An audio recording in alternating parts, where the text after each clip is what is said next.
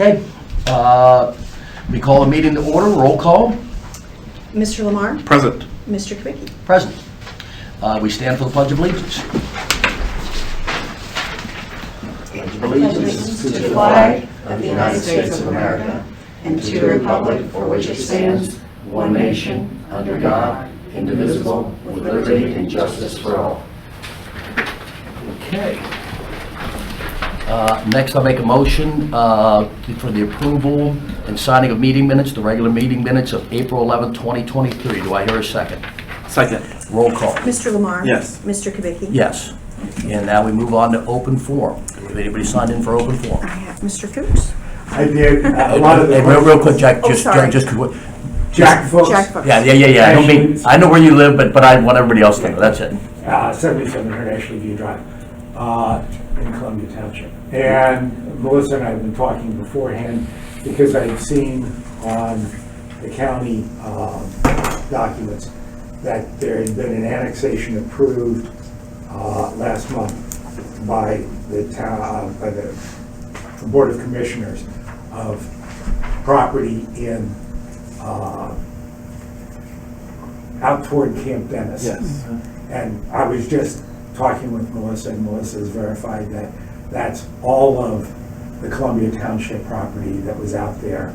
The Board of Commissioners had said on their report that Indian Hill's taking over all services for the properties out there. And I recognize that there were stuff that the town, Indian Hill owned, but I just didn't know if that was everything or not.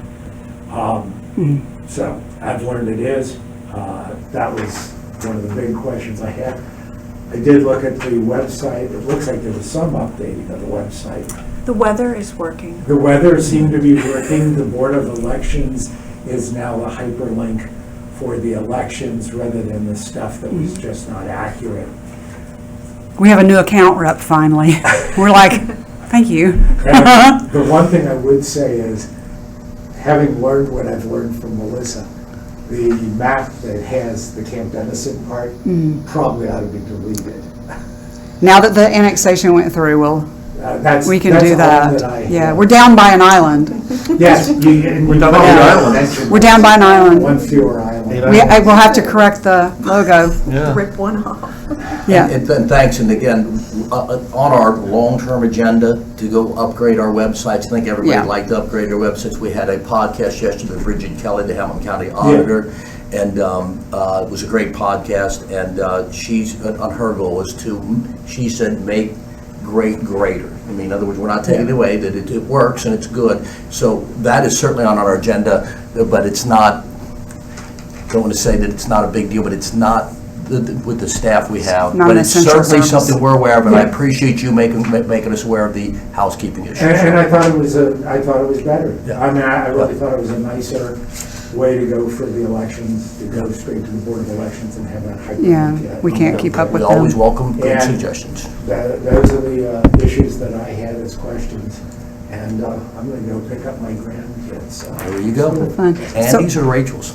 Rachel's. Okay. Tell So- them I These said I hello. was with this weekend included. Okay. Thank you. Good to Thank see you, you. Jack. Thanks for bringing this up to us. I would like to add a point of clarification on the annexation. So Indian Hill owned all property along State Route 126, east of Milford, east-northeast. And there was a section of it in Columbia Township, and then you had Camp Dennison, and then you had Sims. So all the Indian Hill owned all the way out to the Little Miami at the Claremont line. And Indian Hill wanted to do some upgrades to some sporting facilities. And so we talked about this last May because the original multi-hundred acre annexation went through then. So Indian Hill did not annex anyone who lived in that area in Columbia Township. They annexed land that they owned and is green space. And then there were two small homes next to their wastewater treatment plant that the owner died and the other owner or who inherited it wanted to sell. So Indian Hill picked up those two pieces. And then that's the annexation that Jack mentioned, that they just, and then they raised the houses.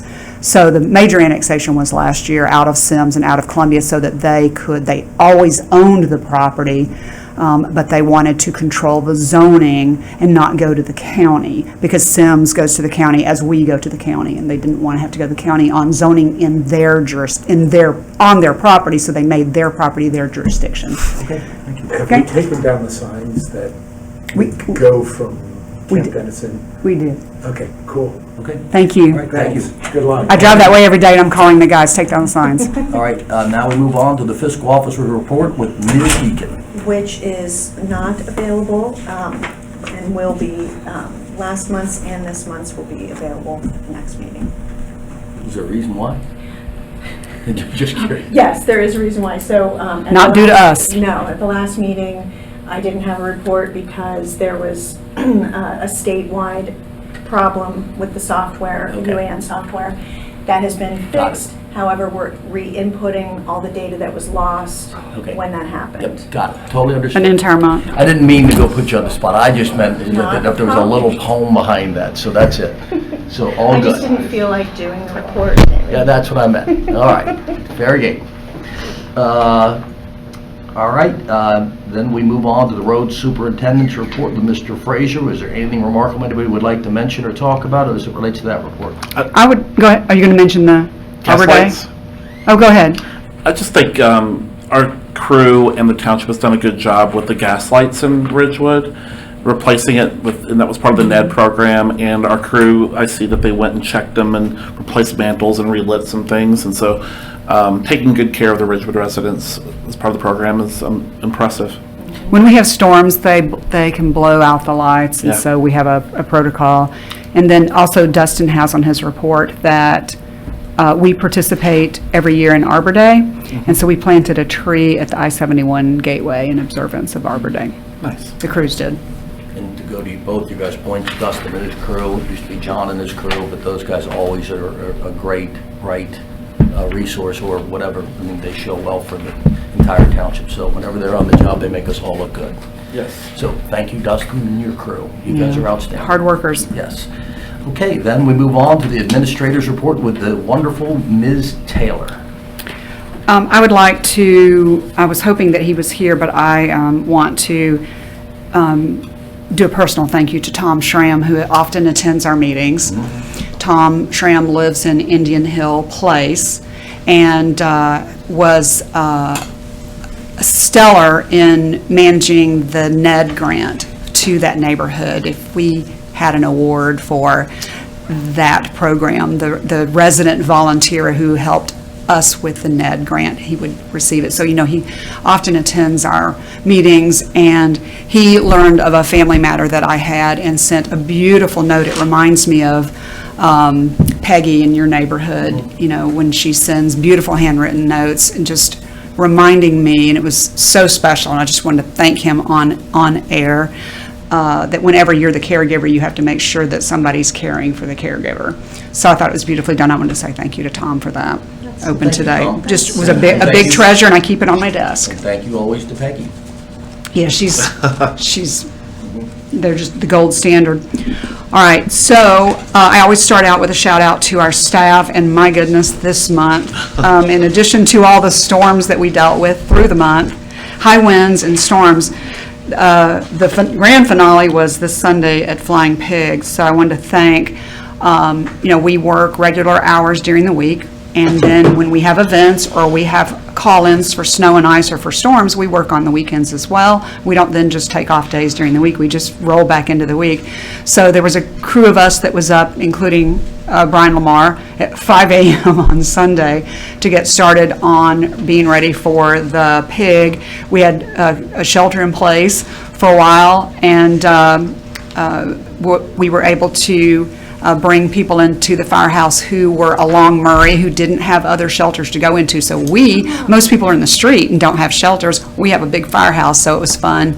I know Lauren and Chandra and you guys brought people into the firehouse. So it rained, we were soaked, we had a blast.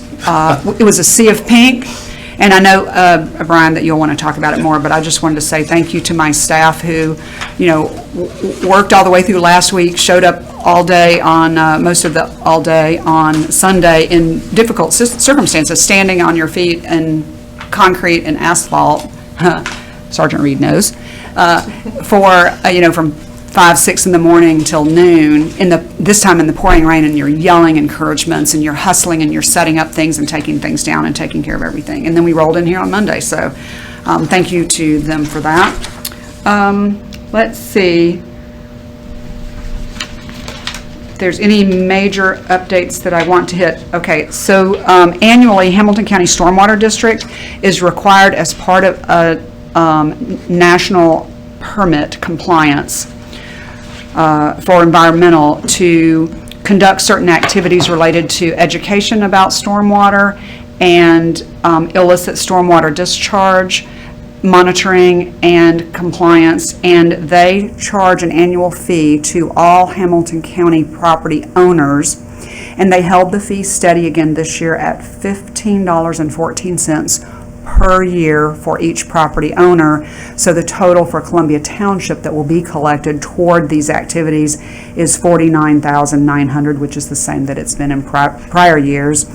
And the services include public education, pollution prevention, illicit discharge detection and elimination, construction site runoff management, and mapping of storm sewers and home sewage treatment systems, which we actually have been using their system as we're working in the Pear, Elm, Beach neighborhood for extension of sanitary sewers, is being able to identify who has home sewage treatment systems and then who's on public sewer. So that's just an update. And our next, we're 2 events down in our roster for the year, 2 really fun ones. So we've completed St. Patrick's Day, freezing temperatures, and then the Flying Pig tailgate, stormy weather. So we've gotten our bad weather out of the way, and we have earned a beautiful, warm, clear day for Saturday, June 3rd for Margaritaville, and also our Taste of Columbia Township. And we're going to invite Cervantes to join us this year as our newest bakery, and they also have lunch items, and it's fabulous. So we're going to ask them to join us as well. So look forward to that in a month. And the firehouse construction bid, we've pushed to June. We were planning on bidding it this month. The masonry structural contractor who has to complete work before the general contractor comes into the project had to push his schedule back. So he's now in early June, and he has to do all the repairs and confirm the details in the plans for the general contractor who's going to do the renovation construction, because if anything changes out of these repairs, then the plans have to be changed on the bid packet. So that slipped a month, but it's still exciting to be almost to the finish line on going to construction on the firehouse. And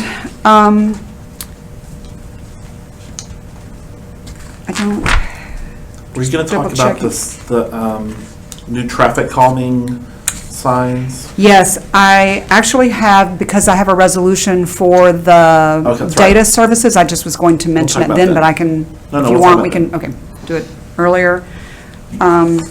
So I have just 2 quick things, because we spent a lot of detail in the last few trustee meetings on my report.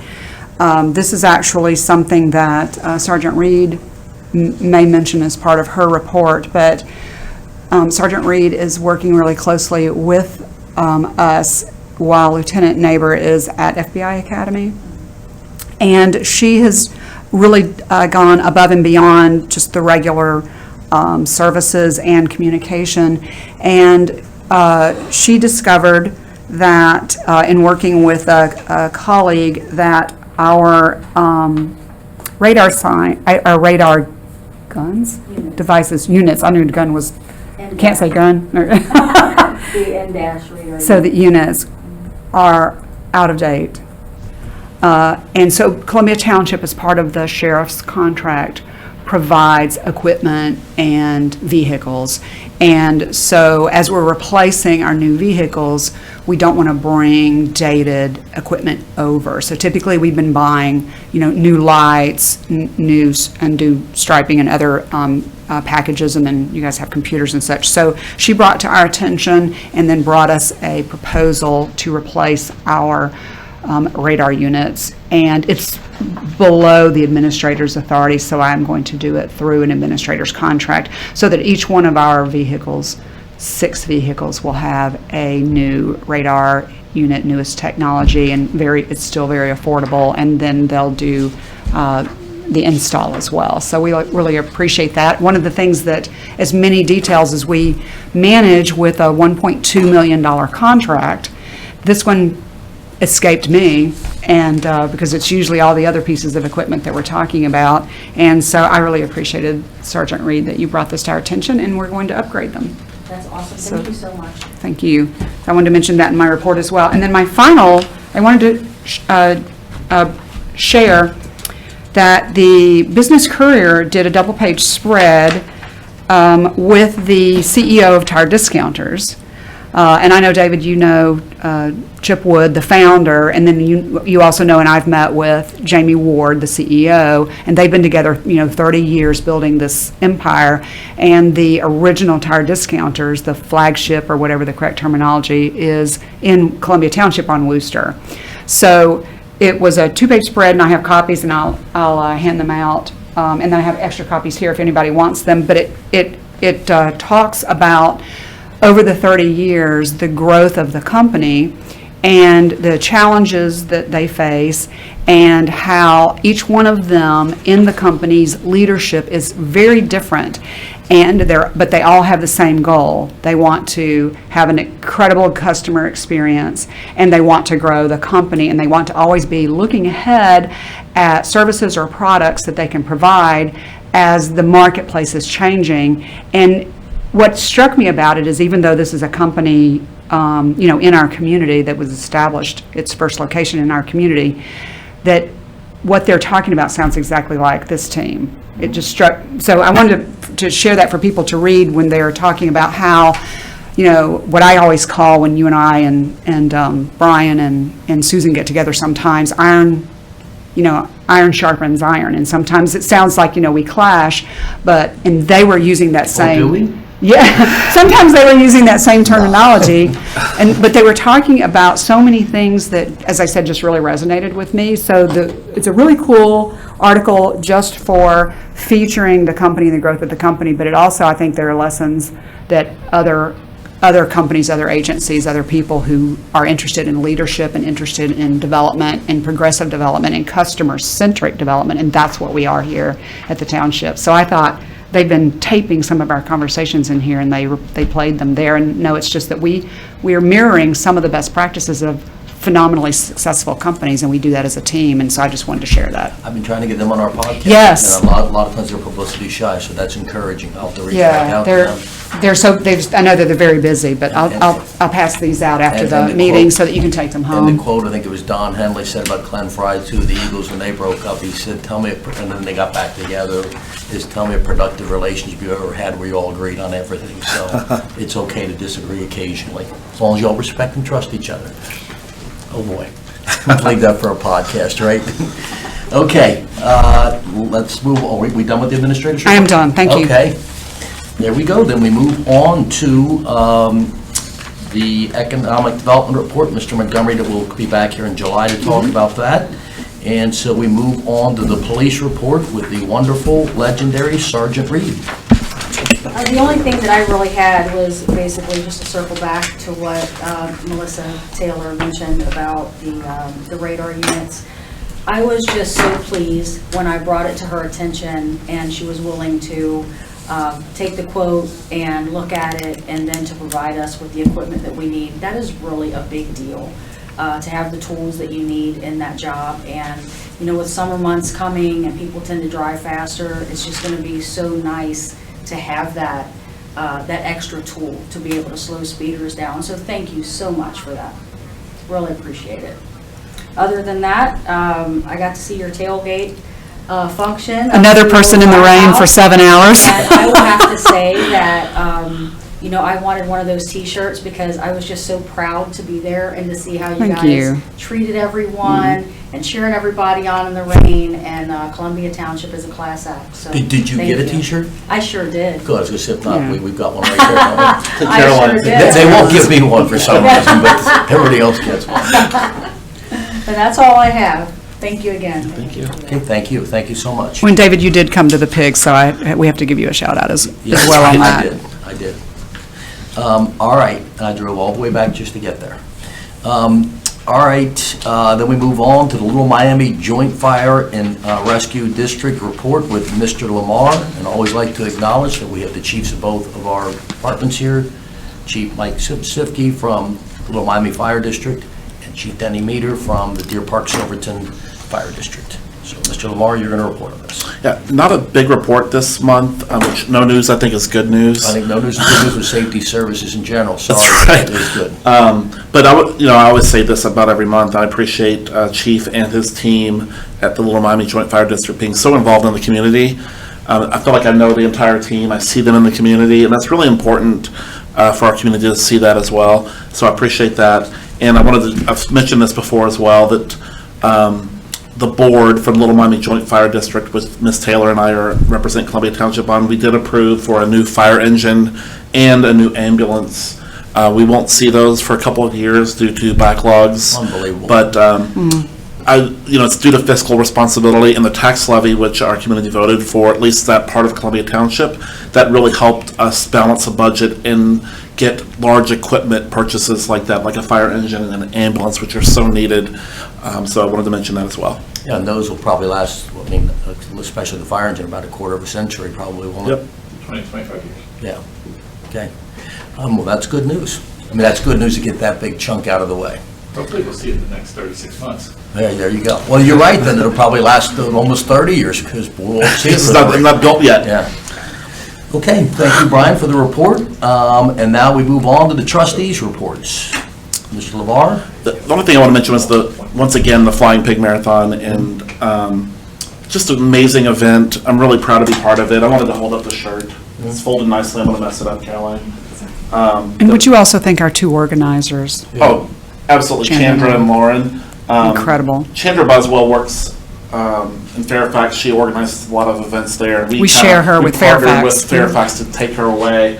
And she's amazing. She's so connected in the community and gets us great deals as she works her butt off. And when you get Chandra Buswell, you get her entire family. And that is such a key to our success, is that her whole family comes and works all day long, and I can't thank them enough. And Lauren, Allison obviously also does so much amazing work for this as well. But a lot of residents that had never seen a marathon before were there in the rain, cheering on strangers. Public officials? Yeah, public officials were there. Linda Callahan, who works at the Marymount Players, was there. She had never seen the marathon before. And so I appreciate people coming out in the rain. And it was all smiles. No one was complaining about it. And like you said, we provided shelter for a lot of the other people, providing water and support for the runners. I think the Sycamore Township had a water station, and another sports team was nearby. And I have a picture of all of them, all the volunteers in our fire station. So we were fortunate to have a place to get out of the rain for a minute, and as well as the pig. As you mentioned, Willis, I wanted to also thank Royal Oak Animal Rescue. Yes. 2 years in a row have come down. They're a nonprofit. They're in New Richmond. And 2 years in a row, they came down and brought a pig for our enjoyment, and silly idea. And some of the runners really love it. A lot of the community loves it. It's a beautiful, friendly pig, it's like a dog. Sweet. And so it's a nonprofit. So Royal Oak Animal Rescue, thank you so much. And we want to help them with fundraising. Yeah. Although they bring merch that they sell. One of the ladies' mother hand knits pigs in all these different colors, and you can do keychains or toys for kids, and they're really cute and creative, and they use the proceeds for fundraising. But we talk to them because they come back every year, and runners will stop. Obviously, probably not the first half hour or hour of runners, but as the race goes on, runners will see the come get a selfie with a swine, we have a live pig, and they'll be running, and then they look over and they go, you have a live pig? And they go off the race, sometimes in groups, and they all go in there, and we have pictures with them. So what we told them is we want to help with something more visible for them, even though the pig is away from the noise of the crowd and away from people's dogs and things. We want to do something for them fundraising, because they've become kind of a partner in this event, something more visible that people who are out can know to come in and help contribute to the animal rescue and care and sheltering. And I think it's just great because it brings the community together, and a lot of people compliment us on just bringing the brand of Columbia Township up a bit and seeing all these people here. And I know even we did the podcast yesterday with Bridget, she mentioned she saw us. And what I love about Chandra and Lauren is they bring the side of Melissa out that we rarely see. The excited Melissa ringing the cowbell and dancing in the street, cheering all the one runners. It's just nice to see people out of just sitting here in these meetings on TV, that everybody's real and approachable and likable at times. And so it's just nice to go get involved in the community. So great job, Brian. I know you spent a lot of passion and hard work and kind of spearhead from the Township Trustee perspective of that event. So thank you for all the hard work and effort you put into it. And obviously thank you to the staff, everybody involved. It's incredible. And even with the rain and the thunder, I was coming back from Louisville and I called Brian, thought, is this even going on? I went there and it was just a slew of people and everything else. So it's incredible. I think it continues to build every year, and I think with the weather getting nicer, it's just great. So it's good to see us doing things like that and getting the respect from everybody. So thank you. It was one of the first things that Brian did when he came on board. We're right on the race route, and we're never really capitalizing on it. It makes a difference. So, and it's also seeing some of the business owners and Cervatis and Scramblers and some other people got involved as well, and it kind of introduces their products. So from a full spectrum, it brings the community together, it brings the brand up, brings the businesses in, and I just think it's tremendous. So thank you. All right. Is that all for trustees reports on? Okay. Any questions about the communications? I just want to do a shout out to one more staff member. We have a lot of communications about the pig and other things, but Columbia Township participated in, we received a 15-year award for participating in Tree City, USA, as part of Arbor Day. And so one of our staff members, Jim Groen, took off their usual safety gear and dressed up and went to the awards ceremony, and is featured in one of our Facebook posts for our participation in that. So I wanted to say thanks And to him for that. Fits into the communications too, but again, we did a really cool podcast yesterday with the Hamilton County Auditor. She took over from the beloved Dusty Rhodes after 32 years of service, and she's energetic, enthusiastic, passionate, and really it's a fun listen to understand how the auditor interacts with our staff,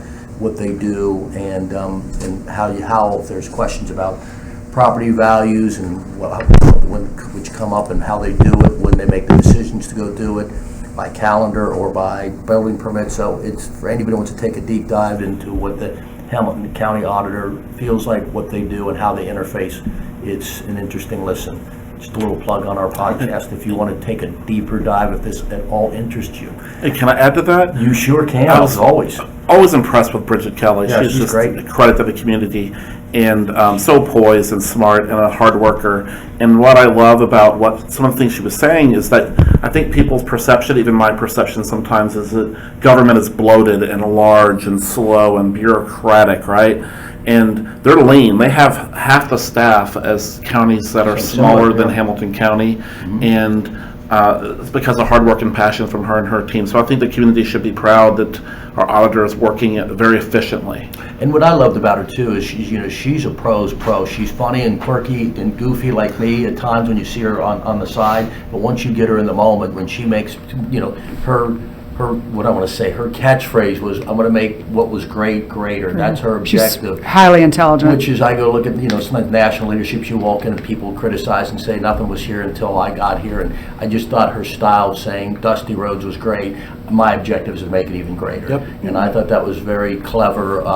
You see from people that are brilliant, and you try to grow from them. So, and I think she she sent me some text, she quite enjoyed it as well. So fun little thing, fun way to get to meet, take a deeper dive into the county government. So, and it makes a good reason why we try to do this is bring the whole county and community together with Columbia Township, and she's certainly very complimentary of us and our team as well. So, all good.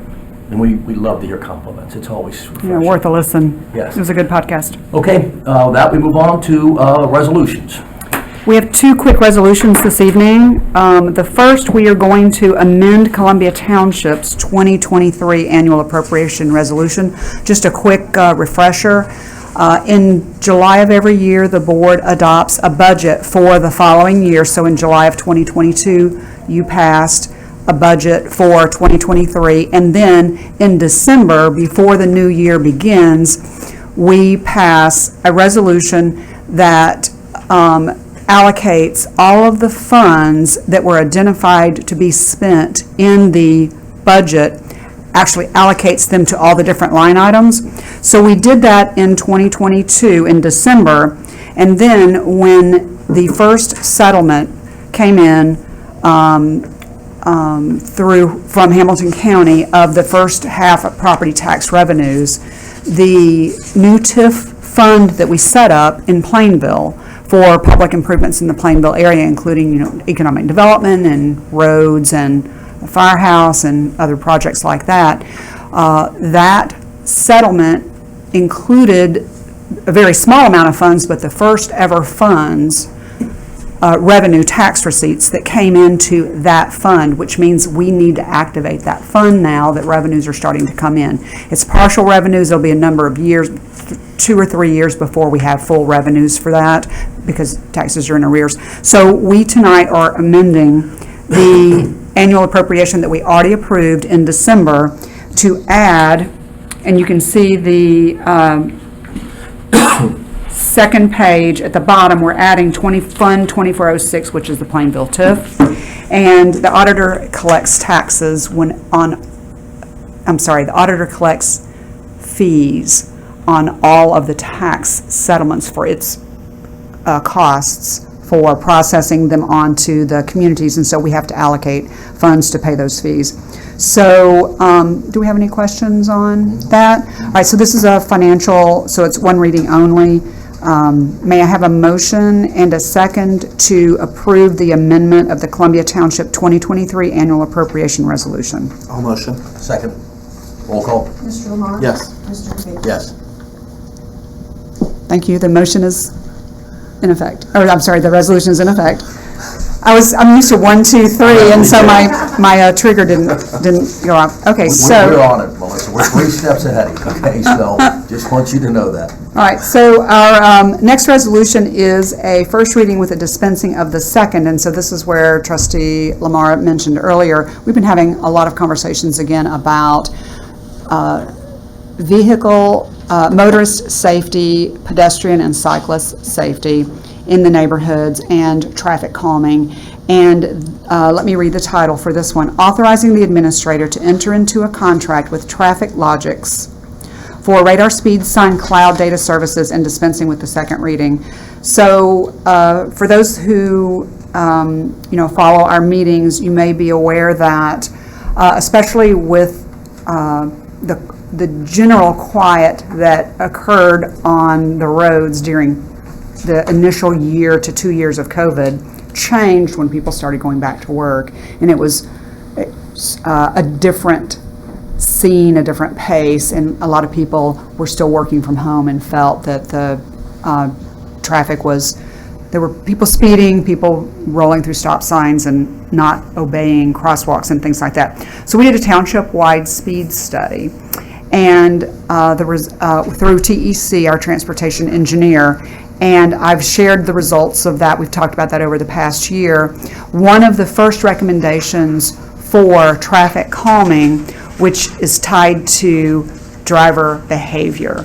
So it is attempting to influence driver behavior through new digital feedback signs. And then the second stage of traffic calming, which we're talking about for next in some of our neighborhoods, are physical barriers, because signage that is not dynamic has been found to not work. Slow school or slow neighborhood. So the new dynamic signs that have driver feedback, flashing when you're over the speed limit, and then rewarding you if you drop your speed. So we had 4 already in the township, and the township-wide traffic study recommended, as I've shared before, 8 additional ones. We looked at all of these streets. The police department participated with us in pulling all the traffic citation data back for 3 years, and we actually had consulting engineers that were in the field and observed traffic patterns and behavior and such that all contributed to this. So what I know that Trustee Lamar wants to talk about as part of this, but this specific request is simply that whenever we have software, we have to also have cloud data service management. And so these signs read driver speed, and then the software determines what the messaging should be: good job, thumbs up, or slow down, red, flashing. And then it collects that information, and then we use that as part of watching traffic behavior, not license plates, just the speed of a vehicle. We can have ongoing monitoring with TEC on this data, so this data has to be uploaded into the cloud. Previously, we had 4 signs, and so it was an administrative contract. This year, because we have 12, the cost exceeds my authority as an administrator, and as an added perk, that if we enter into a 2-year subscription, we can get a discount. So I'm asking the trustees to authorize a 2-year subscription for Traffic Logics, for our cloud data, for the radar speed signs, and then the total amount is $10,200, which is a savings of $600 over the 2 years, which is a nice perk. And I don't know if you want us you want to go ahead and do your comments about kind of what's next in some of the neighborhoods, or do you want to go ahead and vote and then do that afterwards? So and then we'll do it. Okay. So do we have any questions about this? Just a standard contract. We've had this annually before, but now it exceeds my spending authority. Okay. All right. So this is a first reading with a dispensing with the second. So may I have a motion and a second to approve the resolution? A motion? Second, roll call? I'm sorry, Mr. Lamar? Yes. Mr. Quigg? Yes. May I have a motion and a second to dispense with the second reading? A motion. Second, roll call? I'm sorry. I could throw them We're out. quick. This is It's all only 2 of us. Mr. Susan Lamar? threw you off. Yes. Mr. Lamar? Yes. Mr. Quigg? Yes. The resolution will be in effect in 30 days. Okay. All right, thank you. Yeah, so I just wanted to mention, this is the #1 complaint I hear from residents. And we've taken some good steps to try to reduce speeding. And it's hard to do. And we're collecting data and we're getting feedback from our sheriff's department. It was what we should do, is not just do an emotional decision. We're going to look at data, data-driven decision. And the next phase of this, particularly for a couple of neighborhoods, will be phase 2, and I'm just reading your notes here, proposes future physical barriers such as more high-visibility crosswalks and other potential traffic calming measures. And so we'll discuss that over the next, months and probably Yes. longer, right? So that will be coming. It's a slow process to do that, but things are moving and we're collecting data, and I'm proud of what we're doing. Well, there's national traffic safety standards. TEC is a large company, and they tap into, they're actually, and I've shared this before, there's national traffic safety institutes at some of the major universities. Texas, understandably, would be a really big one based on their population and the number of roads and industry and residents and such. But so TEC and we do drill downs into some of these different best practices, what's proven, what works, what doesn't. And as I said, influencing driver behavior comes from immediate feedback to the driver either reward or punishment. And one we are allowed to do in Ohio, which is radar speed signs that provide that feedback. The other one currently we are not, although many other states do allow it, and it is a very effective deterrent, but it's politically charged, and that is traffic cameras. So it's less of it's a slow process, so to speak, as it is a recommended phased process. So as each recommended step works or doesn't work as much as we would want, there are then subsequent steps to take. But once you're out of the tools for driver feedback and driver behavior modification, which are, as I said, radar speed signs and things dealing with cameras and speed detection and citations or messages, then you are moving into projects that actually, just like road work, require engineering and design and bidding. So high visibility crosswalks, we move into crosswalks where it's not just a sign and maybe standard striping. There are measures where you can do curb bump outs and different pavement markings and signage that have been proven to make drivers be more cautious. And then the nuclear option, so to speak, is that in certain areas, and we did the full study, so we already have the recommendations for the locations in certain neighborhoods, but the next level after we do some of the high visibility crosswalks and other measures is and you start to get into very expensive, $250,000 type measures for each intersection, is a micro roundabout or a nano roundabout. So instead of a typical 3-way or 4-way intersection that people roll with stop sign and then they just keep going, certain intersections are eligible for these really small, you basically kind of round out the edges.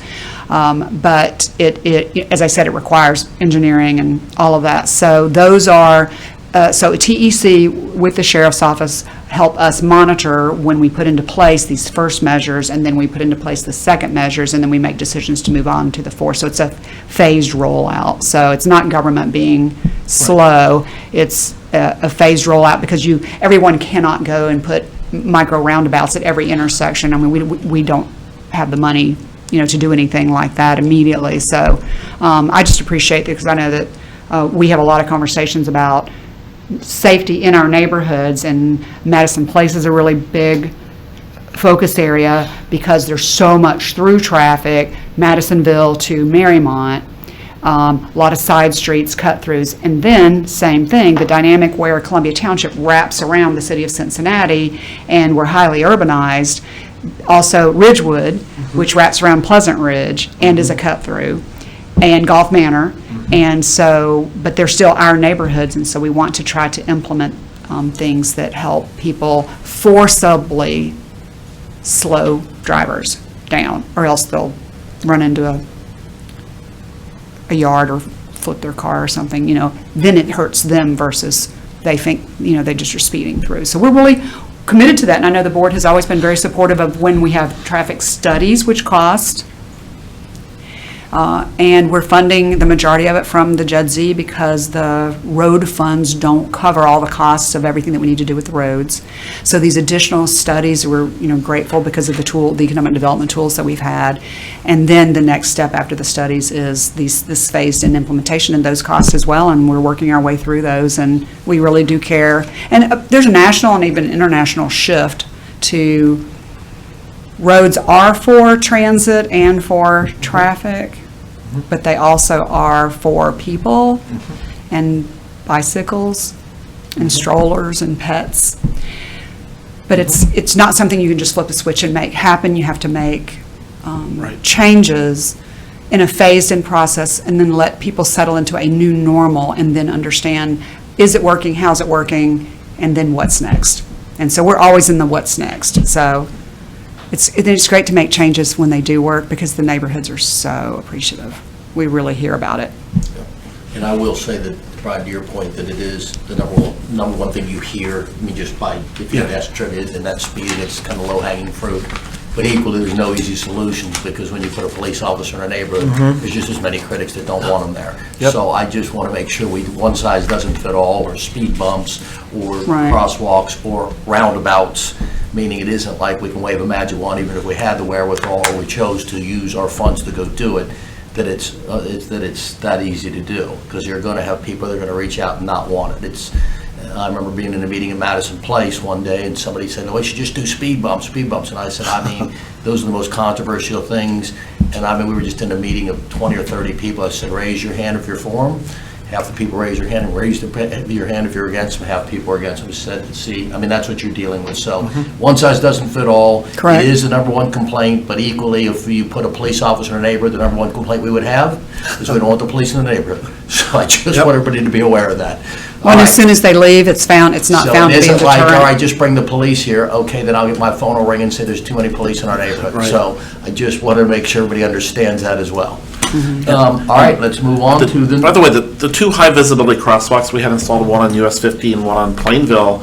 I hear compliments about all the time, and I use both of them all the time. So there has been a lot of progress.